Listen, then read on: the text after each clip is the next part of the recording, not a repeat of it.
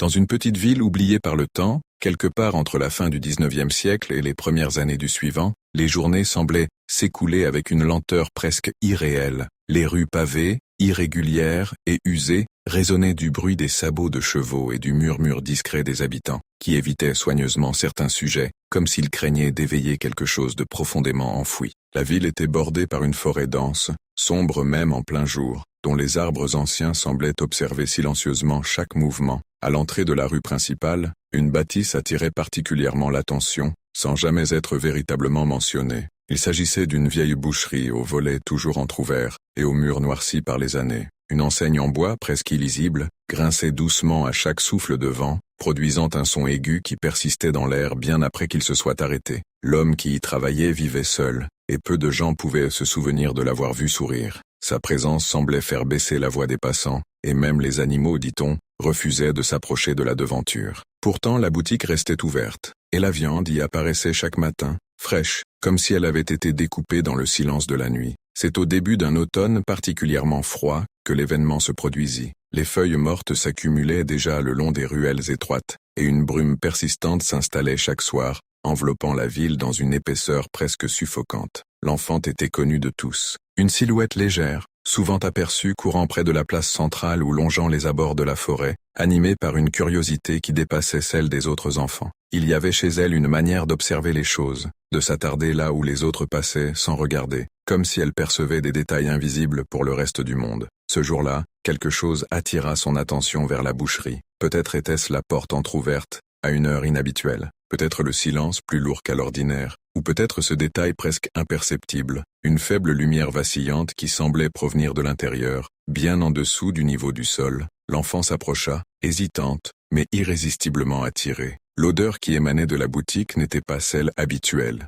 du sang ou de la viande. Elle était différente, plus ancienne, plus profonde, quelque chose de difficile à nommer, qui semblait s'accrocher à la gorge et ralentir la respiration. La porte céda lentement sous la pression de sa main. À l'intérieur, la pièce principale était vide. Les crochets métalliques oscillaient légèrement, comme s'ils avaient été mis en mouvement quelques instants plus tôt. Le bois du comptoir était marqué de traces anciennes, entaillées à répétition. Pourtant, aucun bruit ne venait troubler ce silence inhabituel. Puis au fond de la pièce, presque dissimulée dans l'ombre, une trappe entr'ouverte attira son regard. Une faible lueur s'en échappait, tremblante, accompagnée d'un son à peine perceptible, quelque chose entre un souffle et un frottement. L'enfant s'en approcha lentement, chaque pas semblant résonner plus fort que le précédent. Lorsqu'elle atteignit la trappe, elle s'agenouilla et observa l'ouverture. L'obscurité en dessous n'était pas totale. Elle semblait vivante, mouvante, comme si elle respirait, et sans qu'aucune pensée claire ne traverse son esprit, elle posa la main sur le bord et commença à descendre.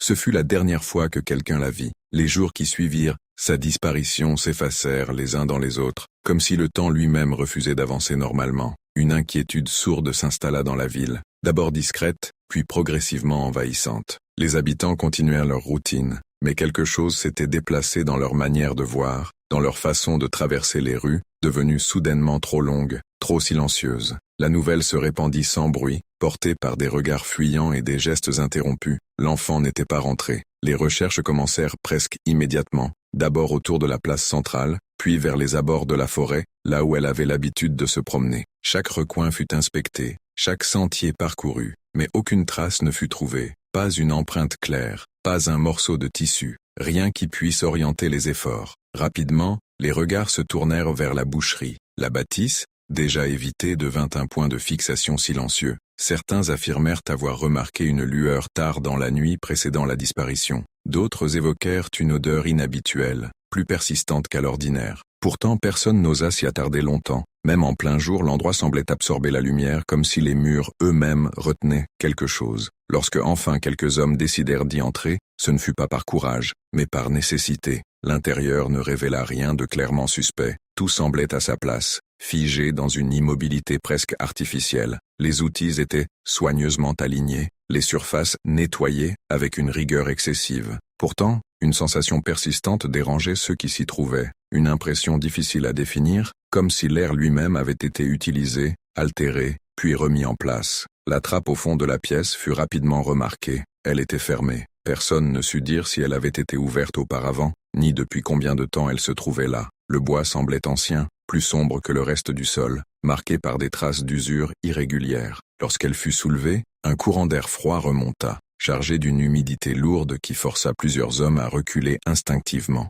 Un escalier étroit descendait dans l'obscurité. La lumière d'une lanterne révéla des marches irrégulières, creusées comme si elles avaient été utilisées pendant des décennies. Les murs, faits de pierre brute, semblaient absorber la lueur, la rendant faible, presque inutile. Ils descendirent, malgré tout. Ce qu'ils découvrirent en bas ne correspondait à rien de ce qu'ils avaient imaginé. La cave ne ressemblait pas à un simple espace de stockage. Elle s'étendait plus loin que la surface de la boutique ne le suggérait, comme si elle avait été agrandie sans logique apparente. Des objets anciens y étaient entassés, certains recouverts de poussière, d'autres étrangement préservés. Des crochets, semblables à ceux de la pièce principale, pendaient du plafond, mais à des hauteurs irrégulières, formant une disposition presque chaotique. Le sol présentait des traces indéfinissables, comme des marques laissées par quelque chose de lourd, traîné à répétition. Aucune trace de l'enfant. Pourtant quelque chose troubla profondément ceux qui s'étaient aventurés là-dessous, une sensation d'observation constante, comme si malgré l'absence apparente de toute présence ils n'étaient pas seuls. Certains affirmèrent plus tard avoir perçu un mouvement à la limite de leur vision. D'autres évoquèrent un son discret, semblable à une respiration lente, irrégulière, se déplaçant dans l'espace sans origine identifiable. Lorsqu'ils remontèrent à la surface, aucun d'eux ne proposa d'y retourner. La trappe fut refermée, et sans qu'aucune décision officielle ne soit prise, un accord tacite s'installa parmi les habitants. On cessa d'évoquer la cave, mais à partir de ce jour, certaines nuits, une lumière réapparut sous le plancher de la boucherie, et personne ne chercha à comprendre pourquoi. Les saisons s'écoulèrent lentement, comme engourdies par un poids invisible. L'hiver qui suivit fut particulièrement rigoureux, étouffant la ville sous une couche de neige épaisse qui semblait vouloir dissimuler jusqu'aux souvenirs eux-mêmes. Pourtant, malgré le passage du temps, rien ne parvenait à effacer totalement ce qui s'était produit. L'absence de l'enfant persistait, non pas comme un événement passé, mais comme une présence silencieuse, installée dans chaque recoin de la ville. Au fil des mois, certains détails commencèrent à émerger, discrets, presque insignifiants pris isolément mais troublants lorsqu'ils étaient considérés dans leur ensemble. Des habitants affirmèrent avoir entendu des bruits tard dans la nuit, non pas venant de la rue, mais de sous leur propre maison, des vibrations légères, à peine perceptibles, comme si quelque chose se déplaçait lentement sous le sol. D'autres évoquèrent des courants d'air froid apparaissant soudainement dans des pièces fermées, accompagnés d'une odeur familière, difficile à ignorer, semblable à celle qui entourait la boucherie. La forêt elle-même semblait avoir changé. Autrefois silencieuse mais stable, elle devint imprévisible. Les animaux s'en éloignèrent progressivement, et ceux qui s'y aventuraient rapportaient une impression persistante de désorientation. Les sentiers semblaient se modifier subtilement, menant parfois à des endroits qui n'existaient pas auparavant, ou revenant sur eux-mêmes sans logique apparente. Puis vinrent les premières disparitions d'objets. Rien de spectaculaire au début. De simples outils laissés à l'extérieur, des lanternes oubliées sur un rebord de fenêtre, des objets du quotidien qui semblaient s'évanouir sans explication. Mais un élément revenait avec une régularité troublante. Certains de ces objets réapparaissaient, des jours plus tard, à proximité de la boucherie, toujours près de la trappe.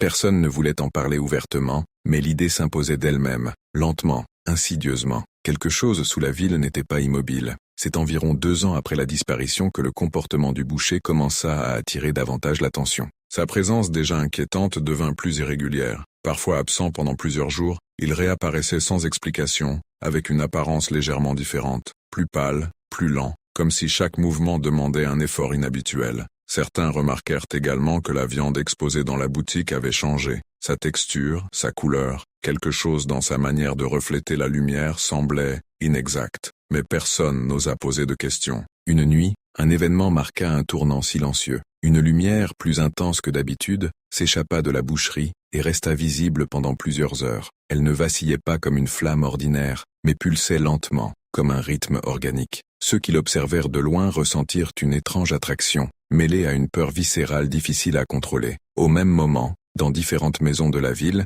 des habitants furent réveillés par un même phénomène. Un bruit, un frottement prolongé semblable à quelque chose qui glissait contre la pierre, sous leurs pieds. Le lendemain, plusieurs d'entre eux découvrirent des fissures dans leur sol, fines mais profondes, comme si la terre elle-même avait été déplacée de l'intérieur. Malgré cela, aucune décision ne fut prise. La trappe resta fermée, mais dans l'esprit de ceux qui vivaient encore là, une certitude commençait à prendre forme. La disparition de l'enfant n'était pas un événement isolé, elle avait ouvert quelque chose, et ce quelque chose continuait de s'étendre. 5 années avaient passé. Le temps, pourtant, n'avait pas accompli son œuvre habituelle. Rien ne s'était apaisé, rien ne s'était effacé. Au contraire, l'absence s'était enracinée, devenant une composante presque naturelle de la ville. Les parents de l'enfant continuaient de chercher, non pas avec l'énergie des premiers jours, mais avec une persistance silencieuse, mécanique, comme si abandonnés revenaient à reconnaître quelque chose de bien plus terrible que la disparition elle-même. Leur maison, autrefois semblable aux autres, avait changé. Les volets restaient ouverts, même la nuit, une lampe brûlait constamment à la fenêtre, et les murs étaient couverts de cartes, de tracés approximatifs reliant la forêt, la place centrale, et la boucherie. Chaque détail, chaque souvenir avait été conservé, analysé, revisité jusqu'à perdre toute signification claire. C'est dans cette lente obsession que certains éléments commencèrent à se répondre, des distances qui ne correspondaient pas, des mesures répétées donnant des résultats légèrement différents, des lignes tracées entre certains points de la ville qui semblaient converger vers une zone imprécise, située quelque part sous la rue principale, sous la boucherie. Pendant ce temps, la ville continuait de se transformer. Des affaissements apparurent dans certaines rues, discrets au début, puis de plus en plus marqués. Le sol semblait creux par endroits, produisant un son sourd sous les pas. Plusieurs bâtiments développèrent des fissures profondes, comme si leur fondation n'était pas plus stable. Pourtant, aucune cause visible ne pouvait expliquer ces changements. La sensation d'être observé devint plus fréquente. Elle ne se limitait plus à la boucherie ou à ses environs. Elle s'étendait, touchant progressivement chaque quartier. Certains habitants évitaient désormais de rester seuls trop longtemps. D'autres quittèrent la ville sans prévenir, laissant derrière eux des maisons intactes, parfois encore ouvertes. Et puis, il y eut les marques. Elles apparurent d'abord sur les murs de certaines caves, puis sur les sols, parfois même à l'intérieur des habitations. Des traces irrégulières, longues, légèrement incurvées, comme laissées par quelque chose traîné avec lenteur. Leur disposition ne semblait pas aléatoire. Elles suivaient des directions précises, convergeant presque toujours vers un point commun, la boucherie. Une nuit, les parents décidèrent de franchir ce seuil que tous avaient évité, non par courage, mais par épuisement. La bâtisse n'avait presque pas changé. Le bois était plus usé, l'air plus lourd, mais la structure restait identique, figée dans le même silence oppressant. Pourtant, une différence était perceptible dès l'entrée. Une chaleur inhabituelle, étouffante, contrastait avec le froid extérieur. La trappe était déjà ouverte. Aucun signe d'effraction, aucune trace récente. Elle semblait simplement avoir été laissée ainsi. La lumière qui en émanait n'était plus vacillante. Elle était stable, diffuse, comme filtrée à travers une matière épaisse. En s'en approchant, une vibration subtile devenait perceptible, presque imperceptible au début, puis de plus en plus présente, comme un battement lent, régulier. La descente ne ressemblait plus à celle décrite des années auparavant. Les marches semblaient plus nombreuses, ou peut-être plus profondes. Les murs, autrefois de pierre brute, étaient désormais partiellement recouverts d'une substance sombre, irrégulière, absorbant la lumière plutôt que la reflétant. L'air y était dense, difficile à respirer, chargé d'une odeur persistante qui rappelait celle de la boutique, mais amplifiée, déformée. En atteignant le bas, l'espace ne correspondait plus à une cave. Il s'étendait, bien au-delà de ce qui aurait été possible. Des galeries se dessinaient dans l'obscurité, s'éloignant dans différentes directions, certaines étroites, d'autres suffisamment larges pour disparaître complètement dans l'ombre. Le sol n'était plus stable, légèrement souple par endroits, marqué de ces mêmes traces observées en surface. Et au milieu de cet espace impossible, quelque chose attirait immédiatement le regard. Une forme, immobile, mais qui ne semblait pas avoir toujours été là. Et dans ce silence écrasant, une certitude s'imposa lentement. Ce qui se trouvait sous la ville n'était plus simplement un lieu, c'était devenu un passage. Rien ne préparait à ce que cet espace révélait réellement. La forme, au centre de cette étendue souterraine, ne possédait pas de contour fixe. Elle semblait à la fois présente et incomplète, comme si elle n'existait que partiellement dans ce monde. Sa surface indistincte absorbait la lumière environnante, créant autour d'elle une zone où la perception elle-même devenait incertaine. En s'en approchant, les parents ressentirent une pression croissante, non pas physique, mais mentale, comme si leurs pensées perdaient leur cohérence. Les souvenirs se fragmentaient, se mélangeaient, certaines images revenant avec une netteté insupportable, d'autres disparaissant brusquement, comme effacées. Puis, quelque chose changea. Le sol vibra légèrement, d'un mouvement profond, organique. Les galeries autour d'eux semblèrent réagir, comme si l'ensemble de cet espace était connecté, vivant d'une manière incompréhensible. Une sensation de reconnaissance s'installa, diffuse mais indéniable. Ce lieu ne leur était pas étranger, ou plutôt, il ne l'était plus. Des traces apparurent autour de la forme, fraîches, distinctes, impossibles à ignorer. Elles n'étaient pas celles d'un animal, ni celles d'un adulte. Leur taille, leur espacement, leur irrégularité évoquaient autre chose, quelque chose de plus petit, quelque chose qui avait appris à se déplacer ici. Le regard se fixa alors sur un détail que l'obscurité n'avait pas complètement dissimulé, un fragment de tissu, reconnaissable, usé, mais intact. À cet instant, la frontière entre espoir et horreur cessa d'exister, car ce qui se manifesta ensuite ne correspondait à aucun retour possible. La forme se mit à réagir, pas par un mouvement visible, mais par une altération de l'espace lui-même. L'air se densifia, la lumière se déforma, et une silhouette commença à émerger,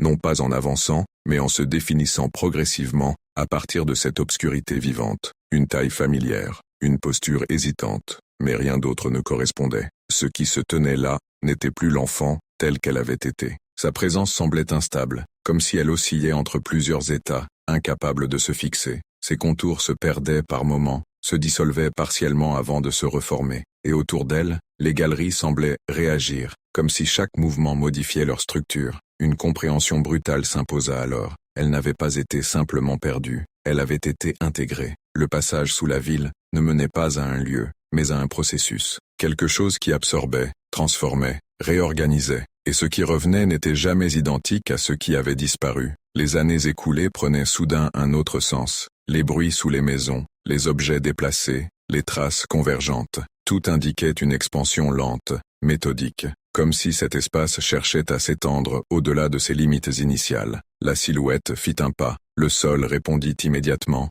vibrant plus intensément. Les parois se contractèrent légèrement, comme sous une tension invisible, et dans ce mouvement, une vérité devint impossible à ignorer. Ce qui se trouvait ici ne se contentait plus d'exister sous la ville, cela cherchait à en sortir. Au-dessus, la surface restait silencieuse, inconsciente, mais sous les fondations affaiblies, sous les rues fissurées, sous les maisons abandonnées, quelque chose avait pris racine. Et 5 ans après la disparition de l'enfant, la recherche n'avait jamais réellement pris fin. Elle n'avait fait que changer de direction, car désormais, ce n'était plus la ville qui cherchait ce qui avait été perdu, c'était ce qui avait été perdu qui commençait à retrouver la ville.